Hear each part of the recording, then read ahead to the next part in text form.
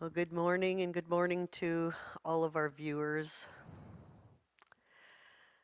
And so I just simply take in a breath. And with that breath, I recognize that life that is always moving to me, through me, into me, as I reach out for it. And so I acknowledge this presence, this life. It is one life, a power infinite and eternal, that is creating everything from itself, a divine consciousness that is activating all there is with this life. And so I know that because it is all there is, that I am made of itself, that all are made of it. And that means that I am an emissary, a carrier of all that it is.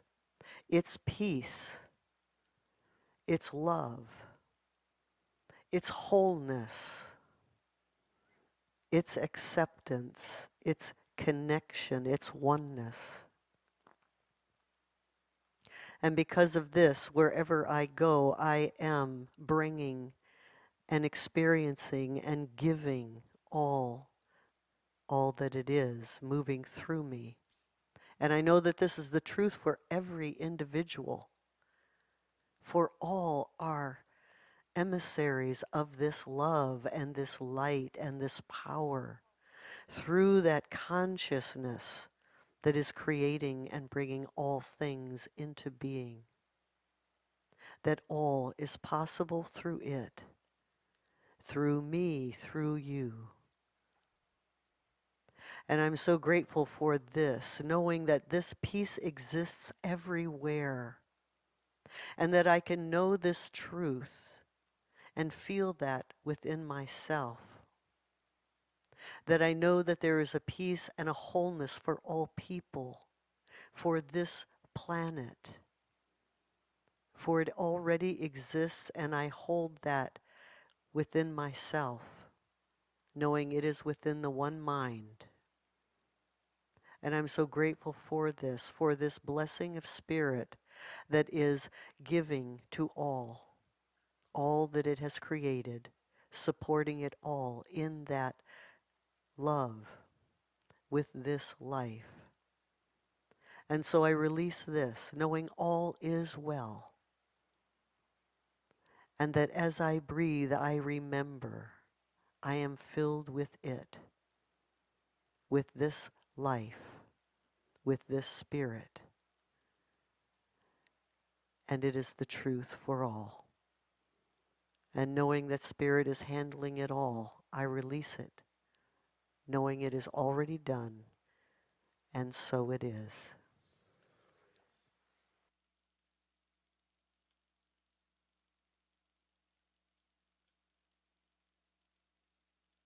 So this month we're looking at the foundation of this teaching we have called Science of Mind.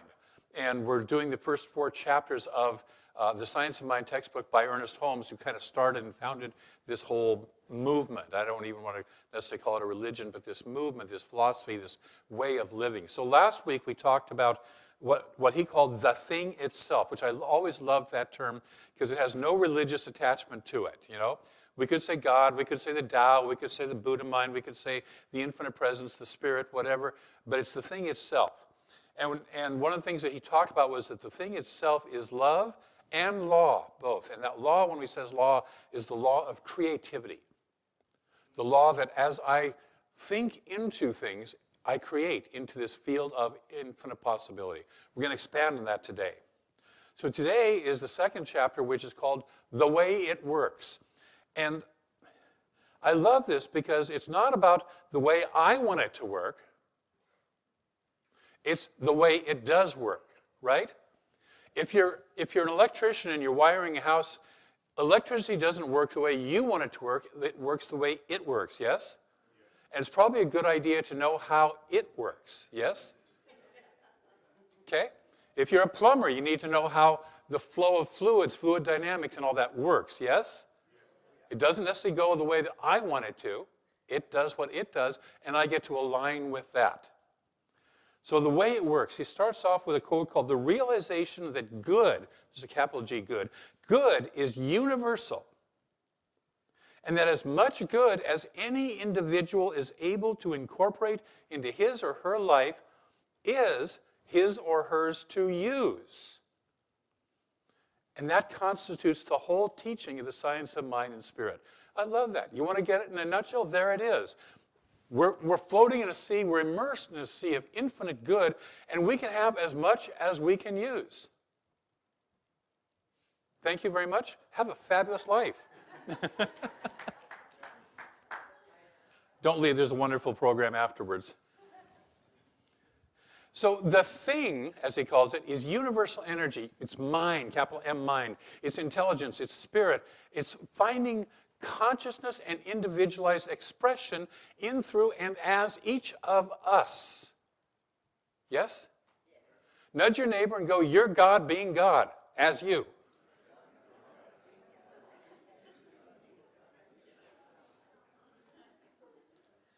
So it finds consciousness and individualized expression through and as each of us, and that our intelligence, our individual minds, our I-ness, and by the way, there is no I, right? There's just, we're a collection of stories and experiences, yes?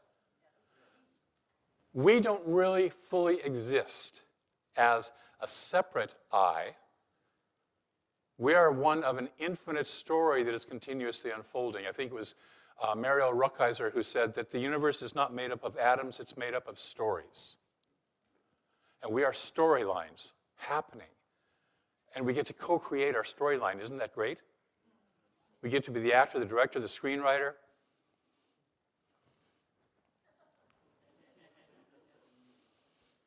And the reviewer, by the way. The critic.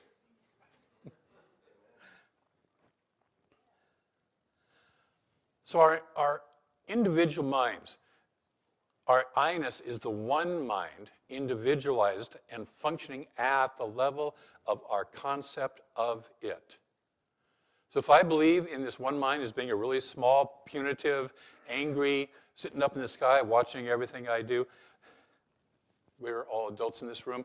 Louise Hay used to say, I had to let go of the idea that God is sitting up there watching my genitals to make sure I don't misuse them.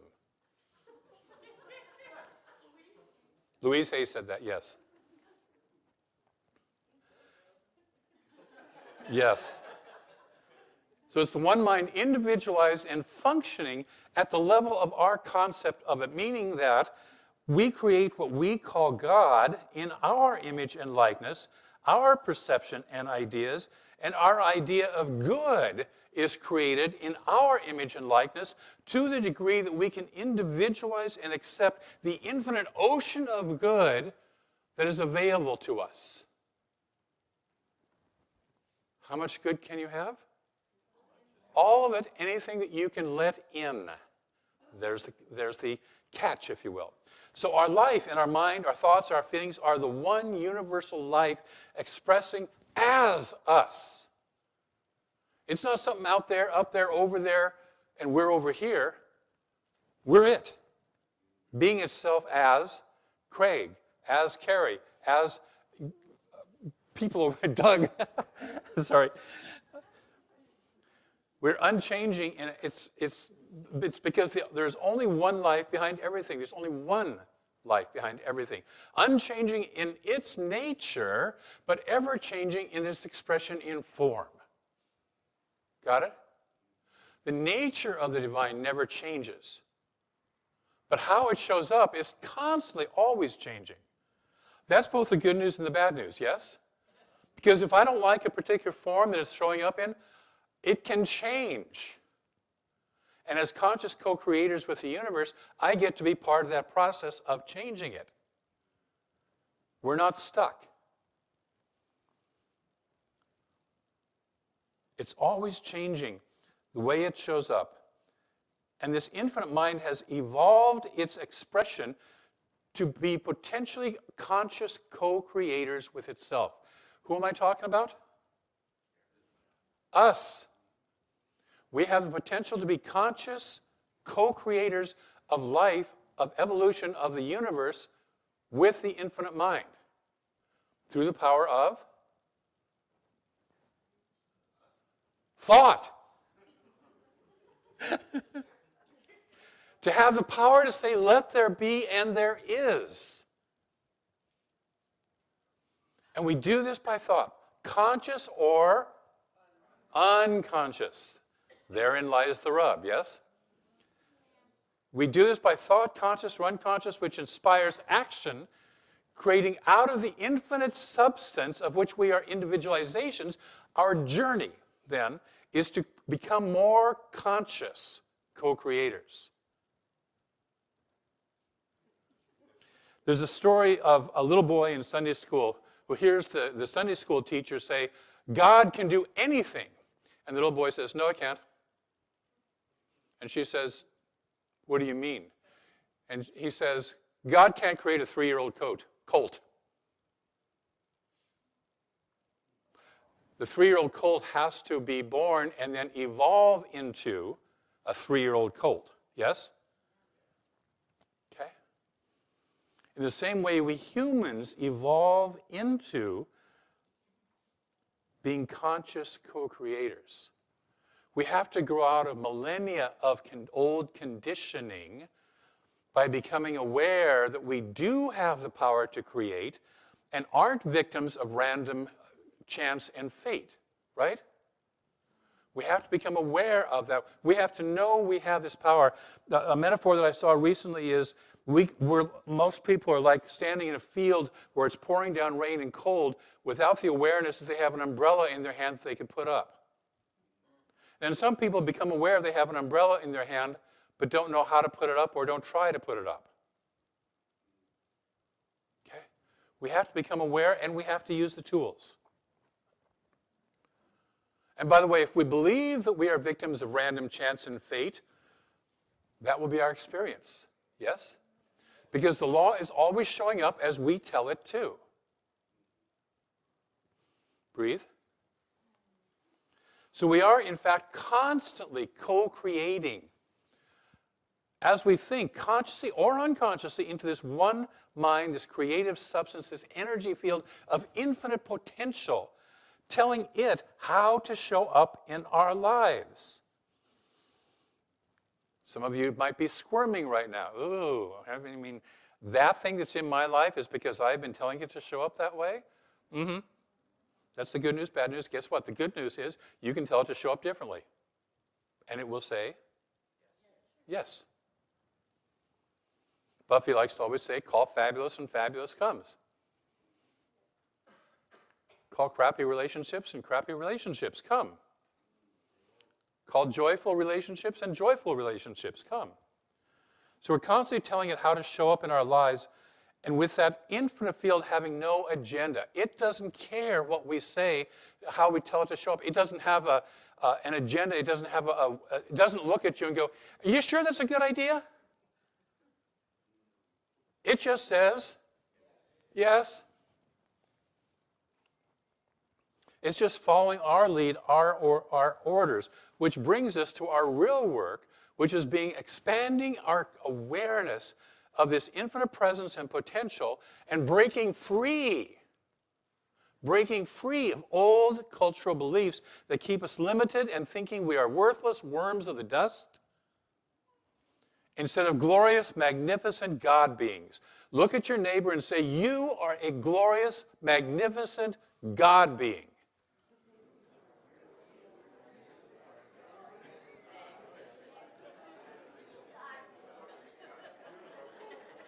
And let it in. Let it in.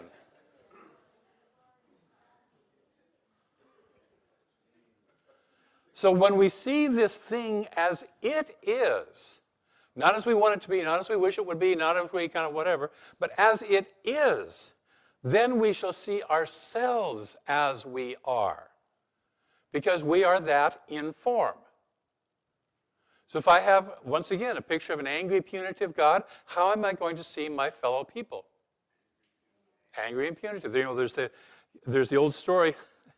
I always laugh because I told this story back on the last Sunday in July, And then the next Sunday, Reverend Abigail Shire was here guest speaking, and she told the exact same story, not knowing that I had just told the same one last time. And apparently we need to hear it over and over again. I need to hear it over and over again.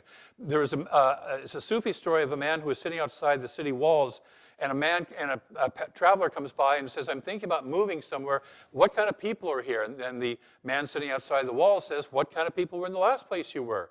And he says, mean, nasty, angry people. He says, you'll find the same people here. The guy takes off.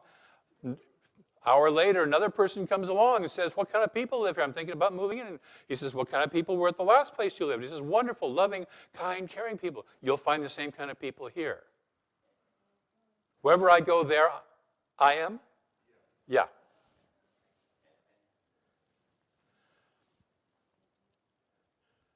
So when we see it as it is, then we shall see ourselves as we are. We can only see that thing that, can I call it God? It's just better than it for right now. When I see, we can only see that infinite presence by looking at it through our own eyes. Hence, we shall find a better God hence we shall find a better God when we shall have arrived at a higher standard for humans. Ooh.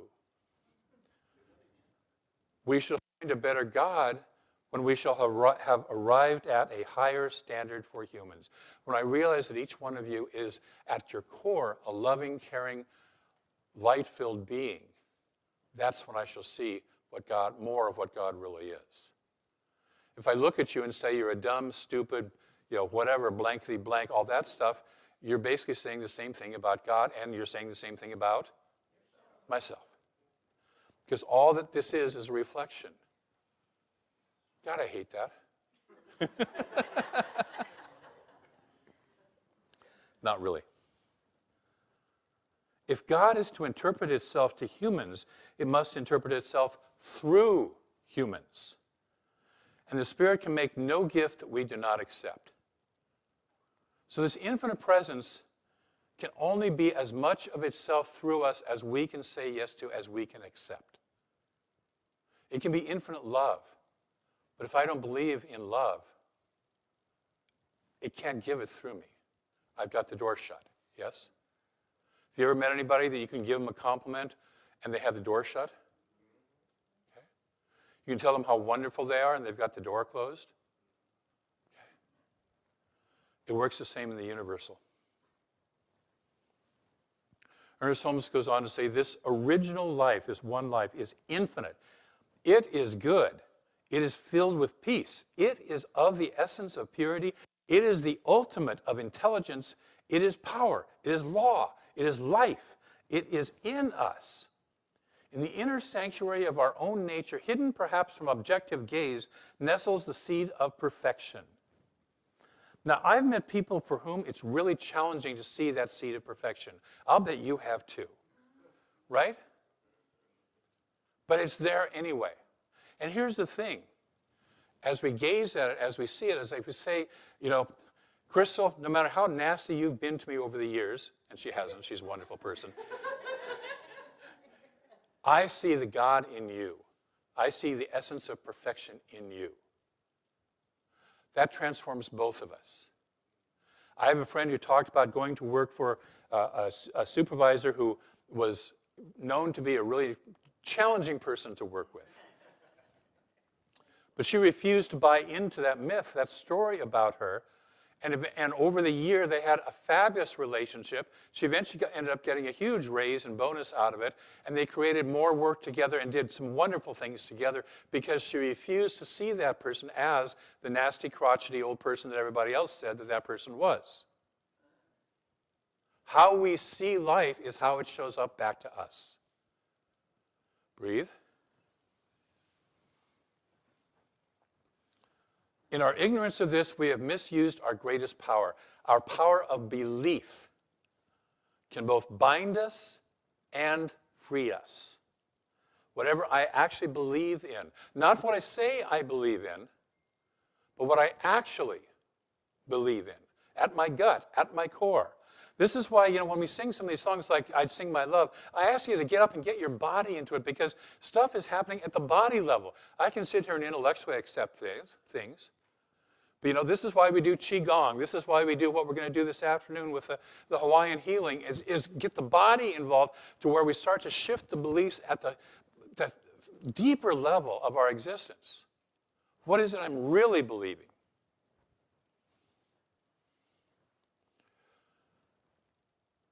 If we believe we are worthless sinners, how many of us grew up being told that? Oh, yeah. That will be our experience. If we believe that we are helpless victims of circumstances, people and situations that seem outside of us, that will be our experience. When we wake up and remember that this thing works for us by working through us and is us always, we will consciously create circumstances that radiate from us that light, that love, that wholeness of who we actually are, showing up as these far more enjoyable beliefs in form. Right? The same law will either bind us or free us, will create suffering or joy. But we cannot enter the house of joy while we're still carrying old beliefs of pain and suffering, worthlessness and powerlessness. As long as I'm carrying that, it's sort of like there's an invisible wall sitting there going, you can't walk through. You can't walk through. When there's the story of Jesus saying it's easier for a camel to get through the eye of a needle than for a rich man to get into heaven. And the Peshitta translation of that is not camel, it's rope. The person who translated that out of the Aramaic said that the same character is used meaning rope or camel. Okay? And the thing about a rope is you have to take it apart to get it through the eye of the needle, strand by strand by strand. As long as it stays bound up in its belief of what it is, it can't go through. But if I let that go, if I surrender that believing who I am and what I'm supposed to be and carrying all that stuff, then strand by strand, bit by bit, I can enter into the kingdom of heaven. Breathe.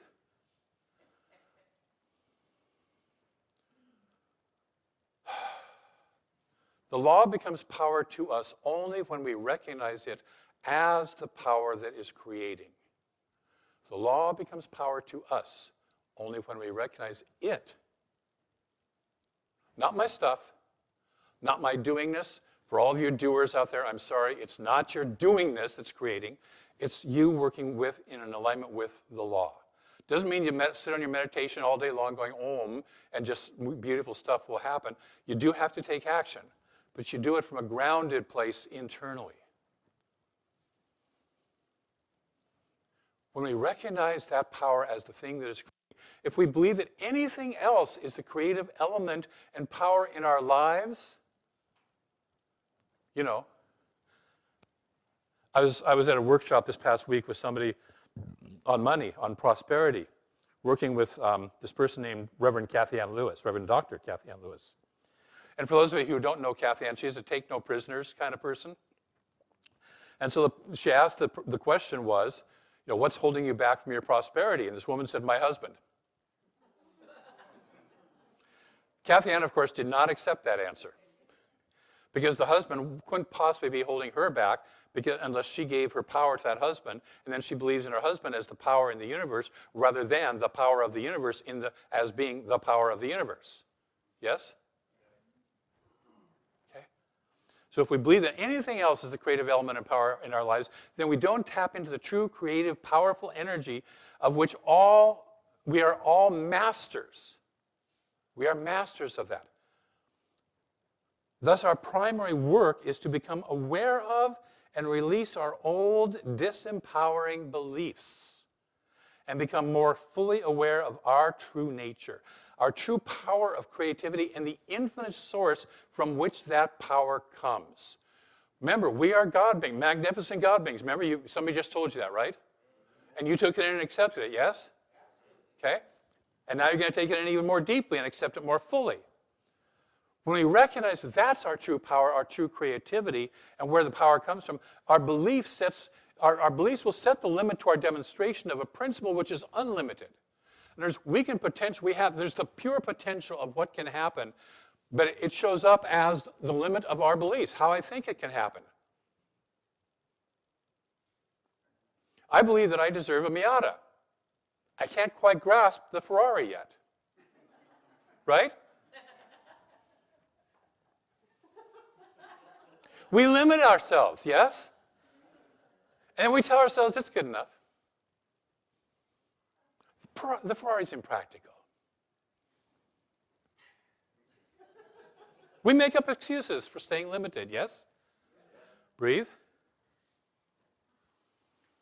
So our belief sets the limits to our demonstration of a principle which is unlimited. It is not a question of its willingness. It has already and always said, yes. You know, people talk about, well, God's not answering my prayers. God answers your prayers. What is it you're actually praying for? What is it you actually believe? Because God's saying yes to that. It's sort of like we have this broadcast and there's this band on the top of it. This is the information that's passing on top of it. Underneath that, there's a quiet, unconscious band that's really creating our lives. Or an unconscious signal that's really creating our lives. That's what we do when we do healing stuff, is we get to that band. This is why Ernest Holmes says there's nothing to be healed, only truth revealed. We get that bloated nothingness, as Emerson calls it, out of the way. So the universe has already said yes, it's only a question of our receptivity to its infinite good. And our receptivity expands or contracts based on our beliefs.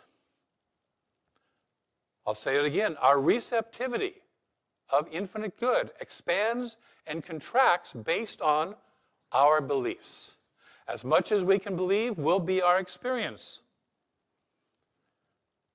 We are thinking, willing, knowing, conscious centers of life. I think it was Thomas Trord said something about, I am a center of divine operation. My mind is a center of divine operation in an infinite universe. We are thinking, willing, knowing, conscious centers of life. We are surrounded by and immersed in this flow of infinite creativity. The sum total of all our thought, will, purpose, and belief creates a tendency in the law that causes it to respond and correspond to us according to that totality of belief. And it's important here to note that totality of belief. So I can be over here saying this and over here believing that, and out of that we're going to get some sort of a sum, right? We're going to get a partial thing. Emma Curtis Hopkins says, I don't believe in a mixture of good and evil. I believe in good only. I believe only in the nature of the divine, not in the beliefs of this world. And is that challenging sometimes? Yes, it is.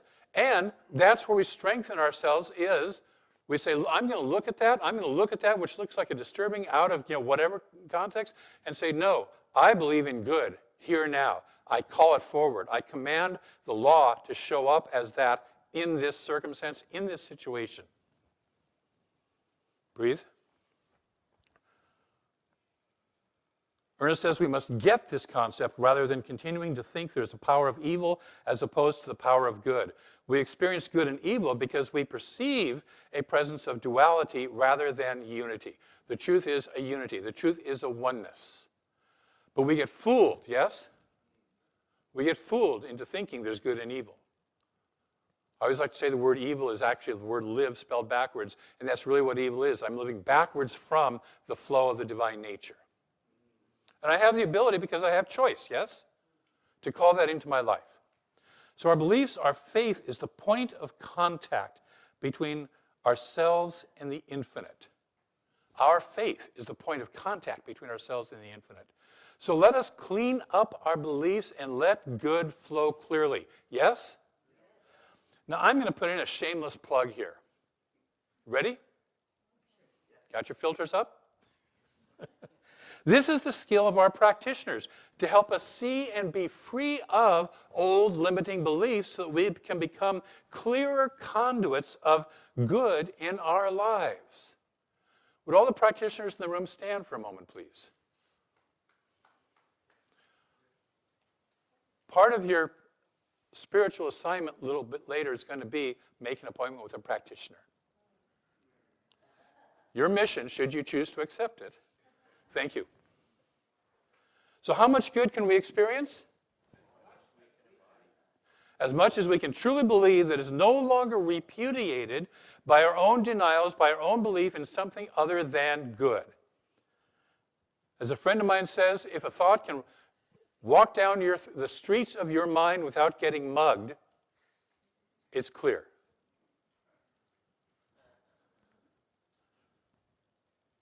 That much good we can have.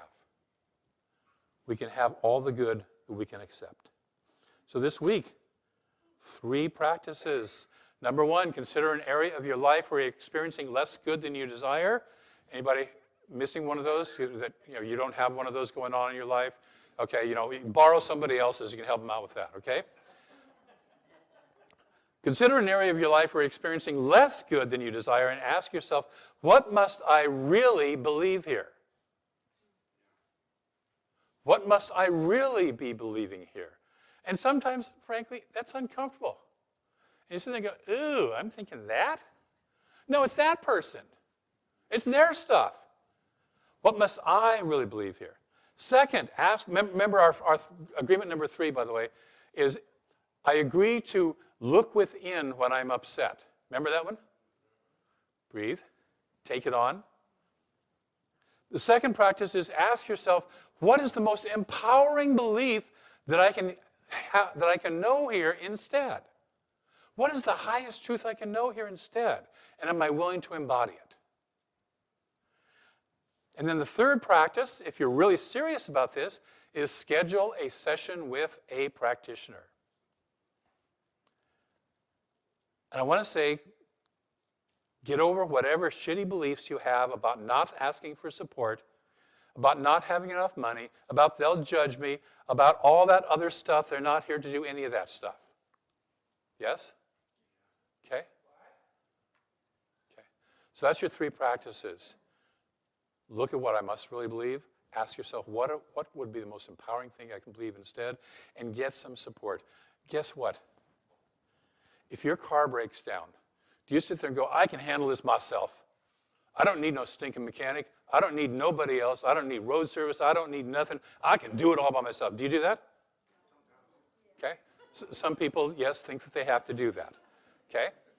And then they're stuck and working with it, or I can just, well, my car, it's okay. It jerks every time I drive it, but I'll put up with it. I can put up with that. Okay. Get some support. Whatever's going on in your life, get some support. And if your life is fabulous, get some support to make it for it to be even more fabulous, because the limit that you have is how fabulous it can be. And a practitioner is trained to see past your limits and help you see those limits so that you can both be freer than you've ever been before. Would that be okay? Yes.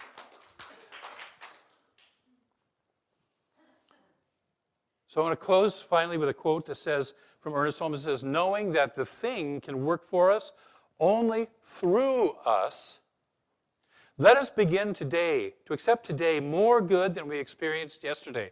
Would we be good with that? Yes. Experiencing more good today than we did yesterday. And to know that we shall reap a harvest of fulfilled desires. Will you say yes to that? If you notice that you don't believe it, our practitioners are available for prayer right after the service and can help you start in that process. Free prayer, by the way. And if that sticks, it's like, oh, that's where it's sticking. That's where I need to start. I don't even believe I can have a future of fulfilled desires.